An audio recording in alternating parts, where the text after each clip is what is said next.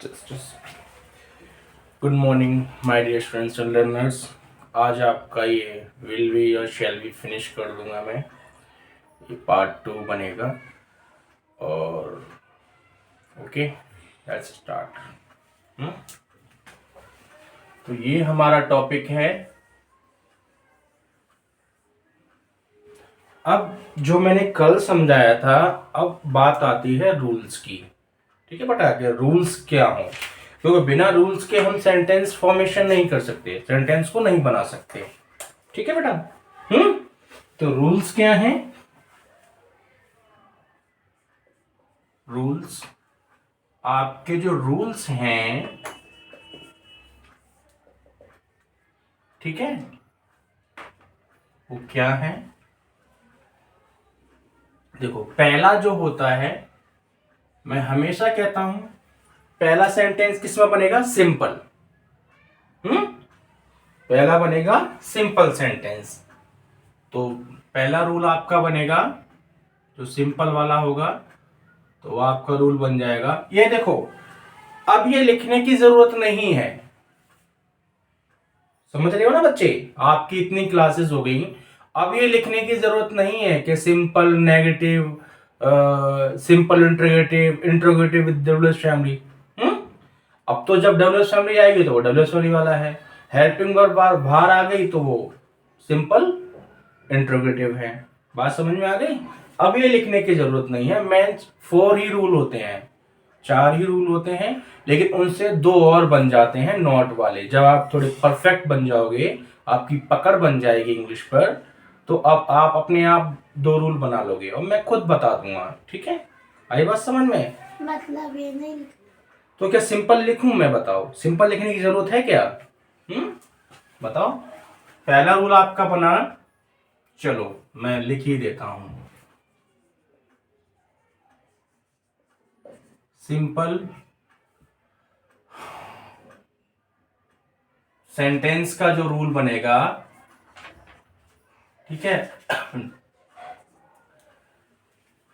Simple sentence का जो rule बनेगा आपका, SENTENCE, सिंपल सेंटेंस का रूल बनेगा, वो आपका होगा, ठीक है, इधर मैं रूल करा दूंगा, इधर मैं आप देखूंगा जगह बचेगी तो क्या होगा? सब्जेक्ट, ये मैंने शॉर्ट में सब्जेक्ट लिख दिया, प्लस विल बी या शैल बी, दोनों में से कोई एक लेके आओ, प्लस क्या? कॉम्प्लीमेंट। कॉम्प्लीमेंट, वेरी गुड, और प्लस एडवर्बियल। क्योंकि हम नॉन एक्शन कर रहे हैं, इसलिए हम ऑब्जेक्ट को और मेन वर्ब को अवॉइड कर रहे हैं यहां पर। ठीक है,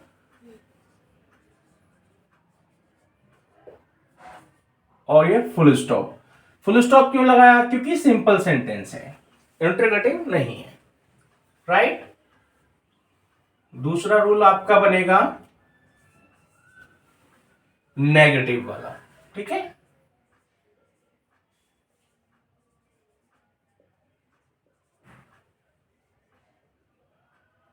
नेगेटिव, नेगेटिव सेंटेंस का बनेगा, जस्ट बच्चों को ये ना लगे ये सी है। ठीक है,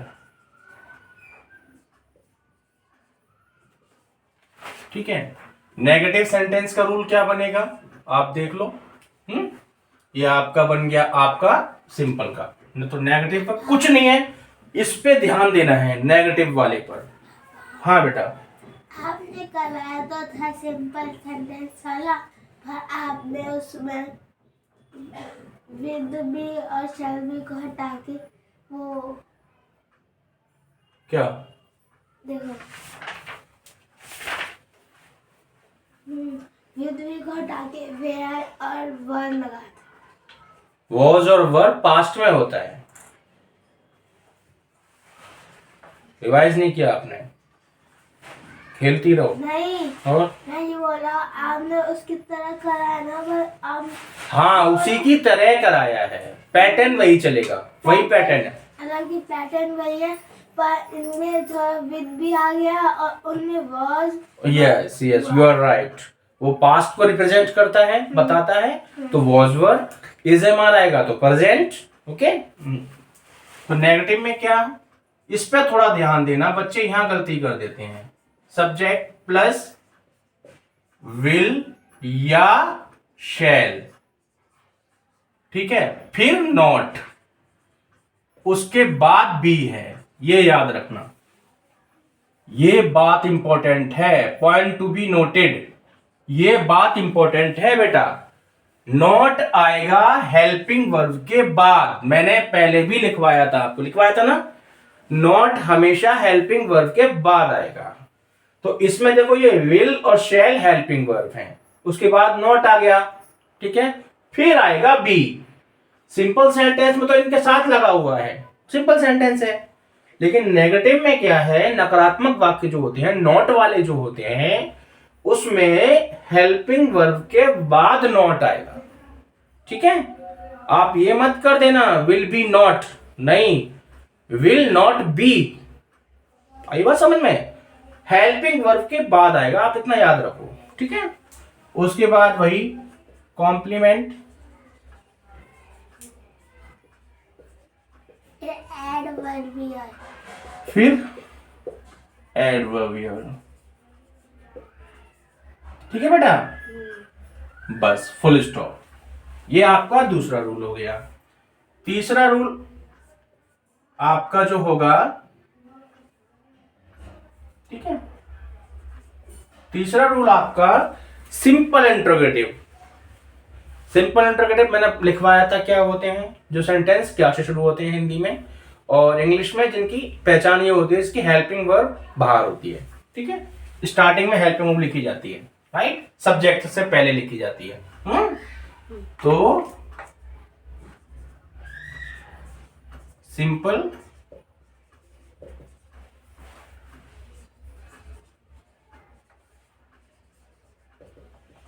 सिंपल इंट्रोगेटिव, ओके। तो सिंपल इंट्रोगेटिव सेंटेंस जो होगा आपका, वो क्या रूल बनेगा उसका, ठीक है, तो आप देख लो। कुछ नहीं है, हेल्पिंग वर्ब को सब्जेक्ट से पहले ले आओ, तो विल और शैल। हम सिर्फ हेल्पिंग वर्ब को बाहर लाएंगे, बी को लेके नहीं आएंगे साथ में। बी हमारी हेल्पिंग वर्ब नहीं है, पता है ना ये बात, बी हमारी हेल्पिंग वर्ब नहीं है। बी सिर्फ इस बात को रिप्रेजेंट कर रही है, देखो इसमें हेल्पिंग वर्ब आपकी विल और शैल जो है, ये आपकी एचवी है। क्या है ये, हेल्पिंग वर्ब, ठीक है। बी दिखा रही है, जस्ट आपका बी का मतलब होता है होना, मैंने कल समझाया था, होना होता है और इज इसके रूप होता ये is am are was were का रूप है इसका, उसी से मतलब बी की फॉर्म है वो, राइट। तो ये जो एक्स्ट्रा नॉलेज मैं बता रहा हूं, हेल्पिंग वर्ब आपकी ये है, तो हेल्पिंग वर्ब वो निकल के आएगी बाहर, ठीक है बेटा। उसके बाद सब्जेक्ट, फिर बी, बी वहीं रहेगी, बी वहीं रहेगी ना। देखो ये पहला सेंटेंस देखो, ये वाला सब्जेक्ट है, हमने इस हेल्पिंग वर्ब को बाहर ले लिया, बी वहीं रहा, बी वहीं रहा, समझ में आया। बी नहीं हिलेगा अपनी जगह से, चाहे नेगेटिव बनाओ फिर भी नहीं हिलेगा, इंट्रोगेटिव बनाओ सिंपल इंट्रोगेटिव फिर भी नहीं बनेगा, हिलेगा, राइट। जो कुछ चेंजेस होता है नॉन एक्शन में, बदलाव होता है, परिवर्तन होता है, ओके, वो वर्ब के साथ ही होता है, हेल्पिंग वर्ब के साथ ही होता है। नेगेटिव में हेल्पिंग वर्ब के बाद नॉट आएगा। एक बार फिर से समझा सकते हो? हाँ बोलो। वो आपने बोला ना कि बी उसकी जगह रहेगा, है ना?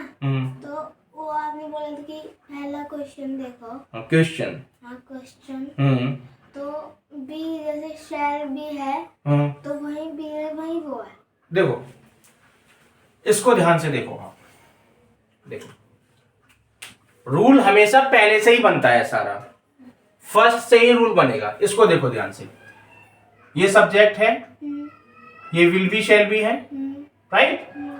ये हमारी हेल्पिंग वर्ब है विल और शैल, राइट। अब इसी से बन गया ये सिंपल इंटरोगेटिव। बना रहे हैं ना, ये सब्जेक्ट है ना, देखो ये सब्जेक्ट है ये, राइट, यहाँ सब्जेक्ट ये है, राइट। तो ये जो विल और शैल है ना, यही तो बाहर आए हैं इसके पहले, हैं? बी तो वही रहा, ये इसका भी है, ये इसका भी है, और इसका मतलब ये होता है दोनों में से कोई एक लगाना है। मतलब शैल बी और विल, शैल और विल अपनी जगह से हिल गए, पर बी अपनी जगह से नहीं हिला। Yes, you are right, B नहीं हिला अपनी जगह से, वो कांस्टेंट है, राइट। अब देखो, अब यहां पर वही कॉम्प्लीमेंट और कॉम्प्लीमेंट और एडवर्ब भी अपनी जगह से नहीं हटेगा। हाँ, वो भी नहीं हटेंगे, वो भी अपनी जगह से नहीं हटेंगे। एडवर्बियल हटेगा, अभी नहीं। जब आपको मैं इंग्लिश में और कराऊंगा ना कुछ आगे, तब हटेगा ये, तब बाहर आता है एडवर्बियल। जैसे बताऊंगा पैसिव वॉइस बनाते हैं, उसी तरह से इससे भी एक चीज बनती है एडवर्बियल से। जैसे तुम हिंदी में बोलते हो ना, इतना शर्मीली थी वो कि बोल भी नहीं पा रही थी। मैंने कब बोला? नहीं, ऐसे लोग बोलते हैं ना, इतनी शर्मीली थी वो। तुम मम्मी से आके बोलो कि मेरी सहेली, कि अपने सहेली के बारे में बोलो कि इतनी शर्मीली थी वो कि बोल भी नहीं पा रही थी। ये हिंदी में वाक्य हुआ। इसको कन्वर्ट कैसे करेंगे, ट्रांसलेट कैसे करेंगे, तब एडवर्बियल बाहर आएगा। वो एक इंग्लिश में एक टॉपिक है, कराऊंगा तब। आई बात समझ में? फिर से बाबा आपने बोला एडवर्बियल है ना? क्या? आई बात समझ में, सॉरी, क्या? आई बात समझ में। फिर से आपने बोला ना, फिर से आपने बोला। इधर देखो, क्वेश्चन मार्क। अब एक बचा रूल आपका, वो क्या है?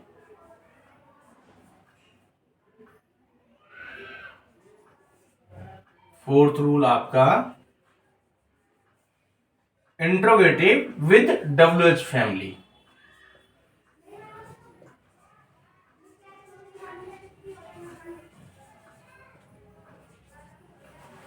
विद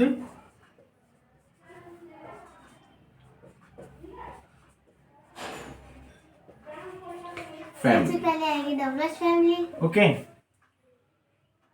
ना पापा? सबसे पहले WH फैमिली आएगी ना? यस। तो इसमें आपका रूल क्या बनेगा?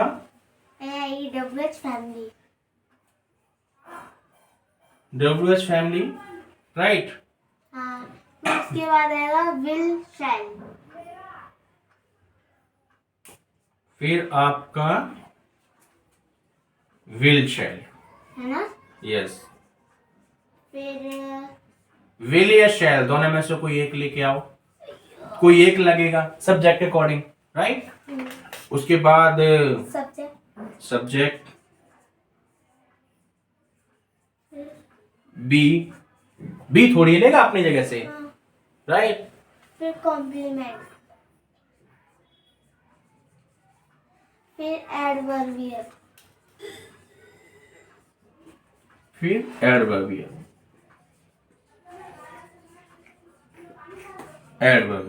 और ये बंद। ये आपके मेन रूल होते हैं 4। इनसे 2 और बन जाते हैं तो 6 हो जाते हैं। तो लिख दो। नहीं, अब लिख दो, ये पहले 4 की प्रैक्टिस तो करो, फिर कंफ्यूज हो जाओगे। जब इसकी 4 की अच्छी तरह से प्रैक्टिस हो जाएगी ना, तो 2 अपने आप बन जाएंगे। वो कुछ नहीं होता, वो नॉट से बनते हैं, यानी कि वो नॉट इसमें भी आ जाता है और नॉट इसमें भी आ जाता है। अगर हमने इसको याद कर लिया ना, तो ये भी हो जाएगा। बस करना क्या है, इसमें विल और शैल लगाना है और बी लगाना। ये मेन 4 होते हैं। मैं आपको बता दूं, सॉरी, मेन 4 होते हैं जो नॉट का जो दो और रूल बनेंगे वो इस पे अप्लाई हो जाते हैं, सिंपल इंट्रोगेटिव पर और इंट्रोगेटिव विद डब्ल्यूएस फैमिली पर। ओके, ये आपके रूल है। कल मैंने आपको ये बता ही दिया था कि विल कहाँ आएगा, शैल भी किसके साथ लगेगा, कल बताया था ना मैंने।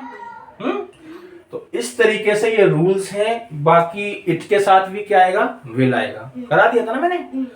सिंपल सी बात है, आप इतना याद रखो, एक ट्रिक है। ट्रिक ये है, ट्रिक क्या है, ट्रिक ये है कि आई और विल वी इनके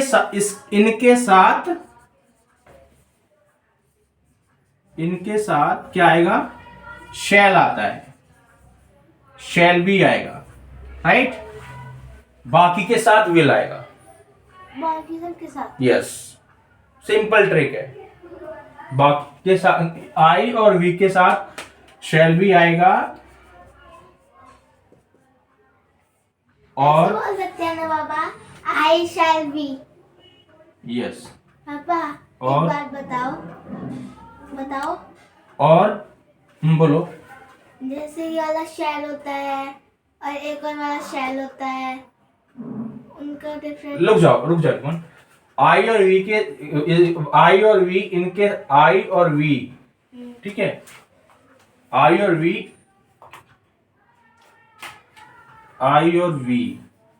के साथ शैल भी आता है। आई और वी के साथ शैल भी आएगा और बाकी अन्य, बाकी अदर यानी कि अन्य सब्जेक्ट के साथ क्या आएगा, विल भी आएगा। ये एक सिंपल ट्रिक मैंने बता दी, ठीक है। अब आप नहीं भूलोगे, आपको बस इतना ही याद रखना है कि आई और वी के साथ क्या आता है, पापा एक बात पूछूं? आएगा। हाँ, डांटोगे तो नहीं? क्यों डांटूंगा, बताओ। अभी अपन बोलना की तो पड़ती नहीं। हाँ, बस मैंने अंदाजा लगाया है। जैसे बी हुआ, बी जैसे इज है, एम है, बी, आर है, बी स्पेलिंग बी ई, हाँ बी, यस, बी मतलब होना। इसको बी मत पढ़ देना, ये वी है। हाँ बी, इसको बोलते हैं इज, आर और एम, वॉज, वर और बीन, हाँ, है ना। तो क्या जैसे शैल है, नहीं क्या बोलते इसको, विल के साथ ये लगते हैं। मैंने कल बताया था आपको कि प्रेजेंट में जो बी की फॉर्म होती है ना, वो is am are was were been होती है। Is am are was were और बीन होती है। बीन परफेक्ट में आता है, जब आगे बताऊंगा तो। और देखो रूल में इंग्लिश में क्या हुआ कि प्रेजेंट में इज एम आर ले ली, पास्ट में वॉज वर ले ली, तो फ्यूचर में क्या लें, तो फ्यूचर में सिर्फ क्या ले ली, बी ले ली, बी को ही रख लिया। फ्यूचर में क्या, बी को रख लिया, बी को ही रख लिया। किसके साथ रख लिया, विल और शैल के साथ, क्योंकि विल और शैल फ्यूचर को रिप्रेजेंट करते हैं, फ्यूचर को बताते हैं। पापा एक बात पूछूं? रिप्रेजेंट को क्या बोलते हैं? रिप्रेजेंट का मतलब बताते हैं, दिखाते हैं, ठीक है। हाँ, अब मेरा एक सवाल पूछ लो। बोलो। जैसे जो शैल होता है ना, शैल जैसा एक और शैल होता है ना, पहले जैसे जो समुद्र में पाए जाते हैं, है ना। यस, तो ये शैल और विल का मतलब क्या होता है? उसमें देखो स्पेलिंग का डिफरेंस होता है, उसमें ई आ जाता है, इसमें ए है, बस। नहीं, और उसका तो पता है, पर इसमें शैल को क्या बोलते हैं? इसमें शैल ये मॉडल वर्ब है, मॉडल वर्ब में आ जाती है, ठीक है। ये हेल्पिंग वर्ब होती हैं। शैल और विल मॉडल वर्ब भी है, आगे पढ़ाऊंगा। मतलब इनका मतलब कुछ नहीं होता। मतलब क्या, मैंने बताया नहीं था, गा गी गे प्लस होना तो आपका बी को दिखा गया, और विल और शैल किसको दिखाता है, गा गी गे को हिंदी में दिखाता है, ठीक है। हिंदी में विल और शैल गा गी गो को दिखाता है। यदि हम उसे नॉर्मल सेंटेंस में यूज करते हैं तो ठीक है, नॉर्मल सेंटेंस में यूज कर रहे हैं तो, राइट।